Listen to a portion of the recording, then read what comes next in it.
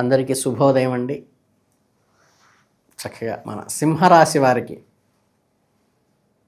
మన ఫిబ్రవరి మాసంలోకి అడుగుపెట్టేశాము. రాసుల్లో 5వ రాశి అయిన సింహరాశి వారికి ఎలా ఉండబోతోందో కొంచెం క్లుప్తంగా ఇప్పుడు తెలుసుకుందాం. సింహరాశి వారంటే అందరికీ తెలుసు, మఖా నక్షత్రంలో 4 పాదాలు, పుబ్బా నక్షత్రంలో 4 పాదాలు, ఉత్తరా నక్షత్రంలో మొదటి పాదంలో జన్మించిన వారందరూ కూడా సింహరాశి కిందకు వస్తారు. జాతకరీత్యా 2026 ఫిబ్రవరి నెలలో గ్రహస్థితి ఎలా ఉంటుందంటే, అష్టమ శని ప్రభావం ఎలా ఉండబోతోంది అనేది ఇప్పుడు కూలంకుషంగా చర్చిద్దాం. సింహరాశి వారికి 2026 ఫిబ్రవరి మాసం అంతా కూడా మిశ్రమ ఫలితాలతో కూడుకున్నది. అంటే కొన్ని విషయాల్లో బాగుంటుంది, మరికొన్ని విషయాల్లో జాగ్రత్త అవసరము. అంటే ప్రధానంగా కనిపించే అంశం ప్రయాణాలు. అవును, ఈ నెలలో బ్యాగులు సర్దుకుని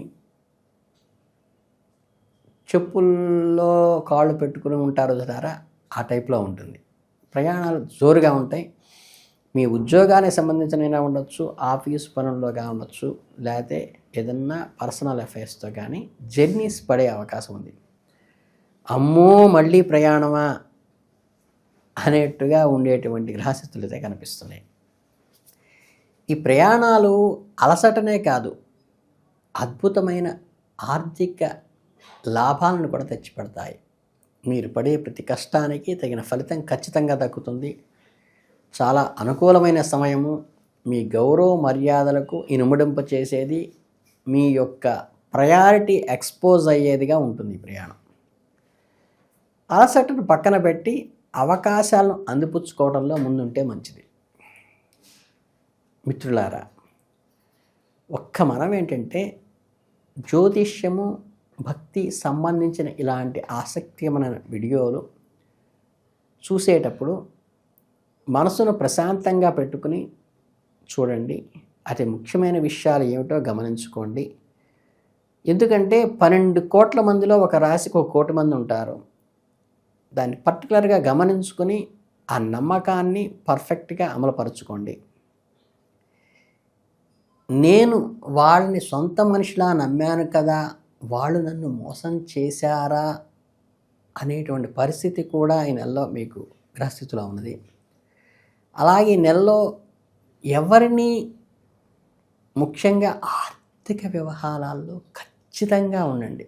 స్నేహితులు కదా అని, అయిన వాళ్ళు కదా అని స్కీముల్లో పెట్టుబడి పెట్టడాలు, లేకపోతే షూరిటీలు పెట్టడం వల్ల డబ్బు తిరిగి రాని పరిస్థితి ఏర్పడుతున్నది. కనుక ఎవరిని మనం నొప్పించవలసిన అవసరం లేదు. కానీ గ్రహస్థితికి అనుగుణంగా చూసుకుని గ్రహస్థితిలో చెప్పే హెచ్చరికలు గమనించి రోడ్డు మీద వెళ్ళే గొడవ ఇంట్లోకి తెచ్చుకోవాకండి. కుటిలత్వం మెండుగా ఉండును అని శాస్త్రం చెబుతోంది. అంటే పని మీద మన పని మనం చూసుకుంటూ, ఎవరు ఏ ఉద్దేశంతో మనని అప్రోచ్ అవుతున్నారు, వాళ్ళ ఇన్నర్ ఇంటెన్షన్ ఏంటో గమనించుకుని జాగ్రత్తగా ఉండండి.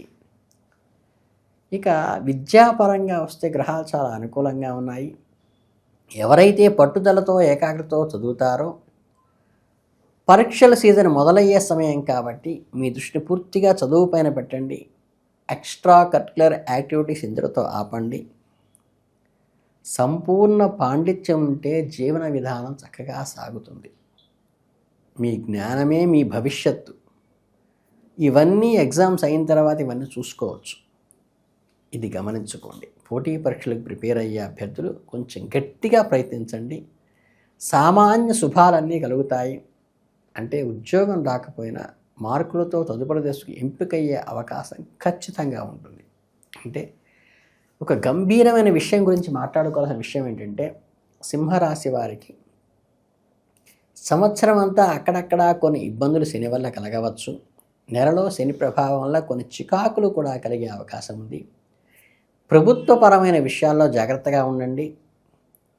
లైసెన్సులు, రెన్యువల్స్ జాగ్రత్తగా గమనించి చూసుకోండి. చట్టానికి లోబడి నడుచుకోవడం చాలా ముఖ్యం. ఈ శని కుటుంబ సమస్యలను, భార్యతో విరోధాన్ని అంటే స్ప్లిట్ని కలగజేస్తుంది. భార్యామర్దుల మధ్య గొడవలు, చికాకులు తలెత్తే అవకాశం ఉంది. ఆఫీసులో ఉండే ఒత్తిడిని ఇంటికి తీసుకురావద్దు. ఇంట్లో ప్రశాంతమైన వాతావరణంలో ఉండేలా చూసుకోండి.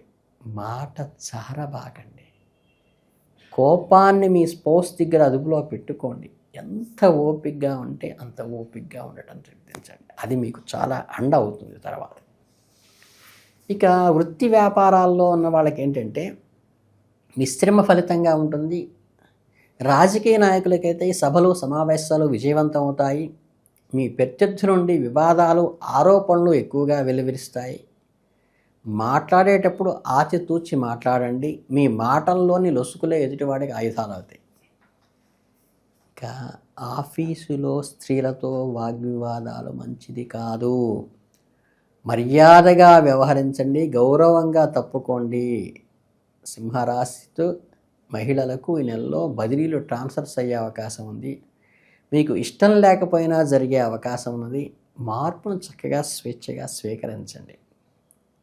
బిల్డర్లకి ఈ నెలలో పని ఒత్తిడి ఎక్కువ ఉంటుంది.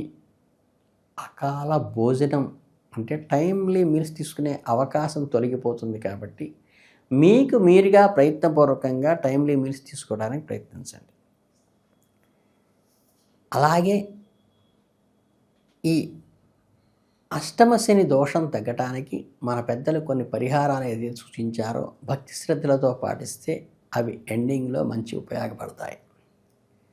శని ప్రభావం తగ్గడానికి ప్రతి శనివారం నాడు దగ్గరలో ఉన్న శనీశ్వరుడి గుడి ఉంటే, లేకపోతే నవగ్రహాల దగ్గర ఉంటే దాన్ని చక్కగా తైలాభిషేకం చేసుకోండి. చక్కగా శనికి ఆరాధన ద్వారా ప్రీతిపాత్రుడు అవుతాడు. అంటే దాని శాంటిటీ తగ్గుతుందంతే, రిజల్ట్ పోదు. అలాగే గ్రహ రాజైనటువంటి ఆదిత్య హృదయ స్తోత్రాన్ని పఠించడం వల్ల ఆత్మవిశ్వాసం పెరుగుతుంది. 3వ ఆదివారం నాడు మీ గ్రామదేవతను, ఇష్టదేవతను, అమ్మవారిని దర్శించుకోవటం, గ్రామ పులివేరల్లో వెళ్ళి పొంగళ్ళు పెట్టుకోవడం ఆచారం వాళ్ళు చేస్తే మంచిది.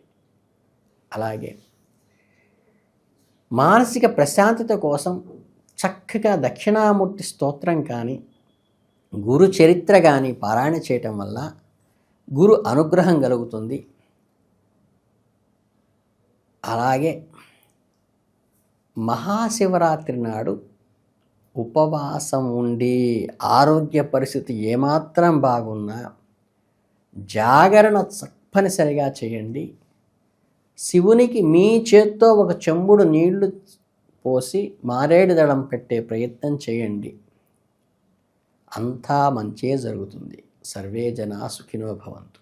కనుకేంటంటే ఇంతకు మించి సింహరాశి వాళ్ళకి ఫిబ్రవరి మాసంలో చెప్పవలసినటువంటి ప్రత్యేకమైన ఇబ్బందులు ఏం లేవు. వాక్స్థానం కంట్రోల్లో పెట్టుకోండి. చక్కగా కూడా ధన ప్రవాహాన్ని వదిలేటప్పుడు 1-4 సార్లు ఊహించండి. వదిలితే వెనక్కి వచ్చే అవకాశం లేదనేది గుర్తుపెట్టుకోండి. ఈ చిన్న చిన్న రెమెడీస్ చేసుకోండి. నేను చెప్పినవి చాలు. చక్కగా అద్భుతంగా ఈ మాసం గడిచిపోతుంది. మీ అందరికీ శుభాభినందనలు తెలియజేసుకుంటూ ధన్యవాదాలు.